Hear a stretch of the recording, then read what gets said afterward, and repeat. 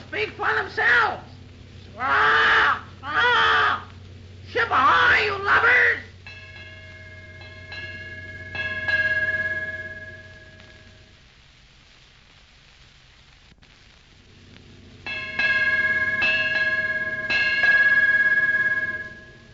All aboard for the cruise of the Pearl Parrot, that thrilling, exciting story of the sea. If you'll remember, when last we heard of Captain Dalton and his first mate, Wainwright, they were powerless to capture Teste the Spaniard, who, for some mysterious reason, has been dogging their heels. For Teste, grabbing hold of Johnny and using him for a shield, evaded them. Shots were fired, and Sue and Breckenridge, hearing the commotion, ran outside the dock office of Grange & Sons, but too late. Teste, dragging Johnny behind him, disappeared into thin air. But who is that hiding behind those casks? Why, it's Teste himself, and he still has Johnny prisoner. Let me go, I tell you. Let me go. You're hurting me. Hold your tongue, amigo. I've given that swine Dalton the slip, and if you make one sound, I will... Oh, you try to keep me, will you? I'll do more than that, you... Ow! Ow! Now, will you behave yourself? Good. Then follow me. No, I will follow you. Just keep moving till you come to that big cask. Come back here. You would try to run away, huh? I will have to teach you manners, huh? Stop! You're choking me. Now, push that cask aside. Push it, I say. Good. Now, I will raise this trapdoor in the dock planking, so. Now, down you go. I will follow. Here we are on the big timbers underneath the dock. Pancho! Where are you, Pancho? I am here, senor. Good. It is so dark down here I couldn't see you. Si, senor. The crew of the Pearl Parrot have not boarded her as yet, so I think we will be able to carry out our plans. Did you secure a boat, Pancho? Si, senor. I have it tied away down at the other end of the wharf. Good. Then let us be moving. I've had some trouble with this boy, so if he makes an outcry, Pancho, you know what to do. Si, senor. Here is the trapdoor. You first, Pancho. We will keep this boy between us. I will follow in the rear. If you shout, you will be sorry. Pancho. Si, senor. Just follow me. Be careful. I see some of the ship keepers close by. Don't worry, my friend. It is too dark for them to see us. Make haste. Si, senor. We go very quietly. The boat is close by. Remember, boy, if you value your life, not a sound. You'll pay for this if I ever see Captain Dalton again. Here is the boat, senor. Good. Climb in. You first, Pancho, then the boy. Now, take hold of the oars, boy. You seem stout enough, and to keep you out of mischief, I will let you row us to the Pearl Parrot. I hope this boat springs a leak and drowns us all. You do, eh? Here, Pancho, take the oars from the boy. I wish to have a talk with him. Si, senor. Now, you are Captain Dalton's cabin boy, are you not? You may as well answer because I know you are. And as such, you will be able to help me carry out my plan. But I tell you, today is the first time I ever saw Captain Dalton. So I will show you what I do to boys who lie. Careful, senor. You will upset the boat. You're right, Pancho. We will attend to this boy after we have done with our business. I think we will be able to carry out our plans after all. I will show this pig Dalton how to act before I am through with him. Si, senor. You are a very smart man. This Captain Dalton, he is no match for you. You are right, Pancho. Tonight, we board the Pearl Parrot. We find what we are looking for. While this Yankee captain and his crew are hunting for me in New Bedford, I will be aboard the ship. Blow me down, George. He's given us the slip sure enough this time. Right you are, matey. A slick one if ever I saw one. Worst of all, he has that lad, Johnny. I feel responsible for him. If it wasn't for me, the lad wouldn't be in such a predicament. The boy will be all right. As soon as he was a safe distance away, the Spanish swab most likely let him go. I'm afraid not. The boy would have shown up by this time. The lad most likely is halfway back home by now, with enough of the sea life for a while. I hope so. Here we are at the dock office. Mr. Grange will be waiting for us. We've got to get aboard the Pal Parrot tonight. Mr. Grange has given orders to sail tomorrow early, and there's no disappointing the owners in spite of anything. There you are, Dalton. What luck, any? Not a bit, Mr. Grange. He gave us the slip completely. And that poor boy, what about him? Now, don't worry, Suzanne. That boy will take care of himself. I'll test him, most likely set him free when he was out of sight and in danger of being captured. I hope so, but I can't help but... I hope so, too. Oh, if I could lay my hands on that... Now, that's enough, Sue. That's enough. There'll be no more talk of the boy.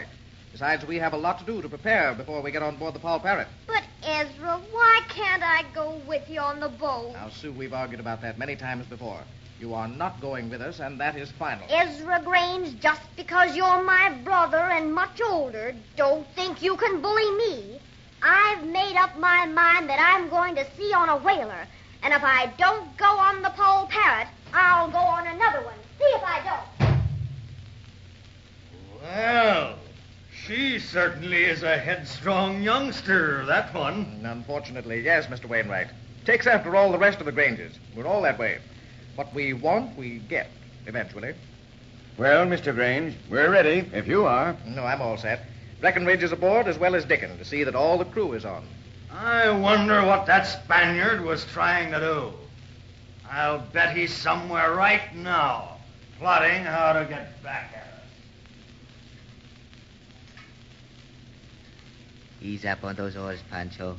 Si, senor. Now, let's climb aboard very softly. If we are quiet, the blockhead standing night watch will never see us. We have nothing to fear, senor. There is no one aboard, and the crew will not be here until tomorrow. Get aboard then. Look sharp. Pancho, you first. The boy and I will follow. Careful now. I'll make the boat fast. Up the ladder with you, boy.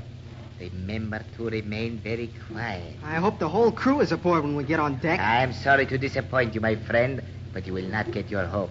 There is no one about, senor. That dog of a night watch is no doubt fast asleep somewhere. But there must be someone aboard, so let us proceed with caution. Now, boy, as cabin boy of this ship, I want you to tell where the captain's cabin is. I don't know where it is. And if I did know, I wouldn't tell you. There is no use of us quarreling. Now be a good little boy. Tell me, where is the captain's cabin? I'm telling the truth. I don't know. And I'm warning you that I am not to be trifled with. I'm here to find something, and I will not leave the ship until I get it. How long have you been cabin boy? I've never been a cabin boy. Then perhaps you can tell me how long you have been on this ship. This is the first time I've ever been aboard. I'm giving you fair warning, boy, so you better answer my questions. Where is Mr. Grange's cabin? I don't know. Then maybe Mr. Grange is bunking in the captain's cabin, huh? You seem to know so much. You ought to know where Mr. Grange's cabin is. Senor, maybe you would like for me to take one of these casks, put the boy in it, and then throw it overboard so that the sharks could have something to eat. Senor? You have heard what Pancho said. Now will you tell me where Mr. Grange's cabin is, or must we throw you to the sharks? Well, I didn't do anything. Honestly, I didn't. I don't want you to throw me overboard. Then, as cabin boy of this ship, will you tell me where Mr. Grange's cabin is located? But I've already told you I don't know. Then perhaps this will help to freshen your memory. And this will help to freshen yours. You will kick me, huh? I tell you I'm not the cabin boy, and I don't know where Mr. Grange's cabin is. Pancho, this boy is a stubborn one. Like an ox, senor. And here is what we do to the oxen. Hey, head him off, Pancho. Don't let him get away. Fear not, senor. I have him. So you will try to escape, eh? Here, Pancho, we have no time to lose. We will attend to the boy later. There, in that box, I see a rope. Secure it, and we will make certain this boy will not get away. Si, senor. Here is the rope, senor. Good. Now, I will bind his arms behind him. Grab the other end of the rope, Pancho. Tie his legs. Si, senor. There. Around this way. There. He's bound securely. Now, that oil cask, It is empty. Put the boy in it and close the lid. You just wait till Captain Dalton hears of this. Bind his mouth with the bandana, Pancho. Do not worry, my stubborn one. Your Capitan friend will never hear of this. There. Good, he's in the cask. Now, place on the lid. Si, senor. Come along, Pancho. We have no more time to lose. We will tend to the boy later. But now we will go below and see if we can locate Grange's cabin. Ah, there is the hatch. Come, Pancho. Si, senor.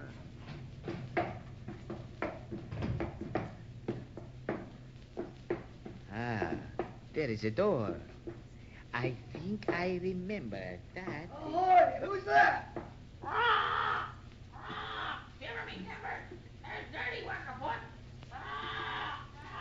Senor, hurry, they will find us. Shh, Pancho, quiet. Blow me down, Mr. Jowett. I'm a seafaring lover if I didn't hear voices. I did too, Dickon. Let's go aft and investigate. She blows! That's right, Mr. Jowett. I just saw two figures dart around the corner. After them, Dickon. Stop, whoever you are. Stop or I'll shoot you, sneaking lubbers. Well, blow me down. Another peg leg. I'll teach him.